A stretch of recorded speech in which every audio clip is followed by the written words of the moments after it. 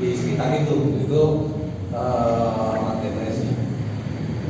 Orang yang kecanduan itu kurang lebih sama juga, karena berpikirnya dia juga sedang berputar, putarannya juga semakin kecil dan semakin otomatis tadi yang saya bilang. Fungsi luhur manusianya itu dia dari perilaku badan tidak langsung dikelola di korteks prefrontal atau fungsi luhur yang bisa memikirkan masa depan, makna hidup gitu ya, terus bermanfaatan, terus dampak untuk fungsi luhur manusia itu ya, masa depan itu nggak nyampe situ dia, maka dia akan hanya berputar pada area emosi, lalu area otak reptilnya, dan berputar di situ aja. Yang perintah kepada badannya adalah oke, saya bosan, saya tidak harus berpikir apapun, ngapain ya judi ya, judi perlu uang, apa ya yang informasi yang lebih mudah didapat ya, yang informasi yang lebih mudah didapat adalah pinjol. Untuk pinjol, gimana caranya lagi ya judi. Jadi berputar di area situ aja ya. Gimana korelasinya dengan sedekah? Sedekah ini kalau sedekahnya itu dilandasi dengan pemaknaan luhur juga gitu ya. Artinya pemaknaan luhur itu adalah sebuah pembiasaan dari manusia yang disertai dengan tujuan yang lebih tinggi dibandingkan diri sendiri, yaitu adalah Allah Subhanahu wa taala. Jadi fungsi luhurnya dimainkan di sana. Jadi bukan hanya sedekah yang hanya dia memberi saja, tapi sedekahnya itu dia sudah punya niatnya adalah yang satu, niatnya ini utamanya adalah untuk Allah Subhanahu wa taala dan penolong dia di akhirat nanti. Sehingga sedekah ini bisa menghidupkan kembali fungsi luhurnya manusia. Bahasa menurut saya tadi ada di korteks prefrontal, ada di kepala empat sini. Jadi bagaimana sebuah perilaku yang kita lakukan itu bisa mengaktifkan fungsi luhurnya manusia itu, yang sehingga diharapkannya nanti perilaku judi yang tadinya dia berputar di hanya dari amigdala ke otak reptilnya, hanya berputar di situ aja, dan dia mengakses informasi hanya di konteksnya itu hanya adalah judi, lalu pinjaman cepat, judi, pinjaman cepat, jual barang, kan itu dia.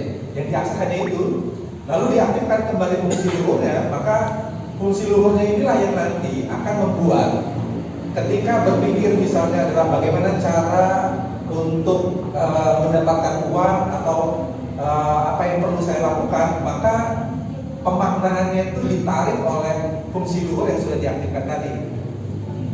Ya. Karena untuk apa? Untuk Allah Subhanahu wa taala. Muncullah di sana adalah ada ketakutan, ada pemikiran masa depan, ada surga, ada neraka, ada pahala di sana, ada dampak di sana. Yang itu muncul, dan tadi munculnya ini dia perlu dibiasakan kan ya.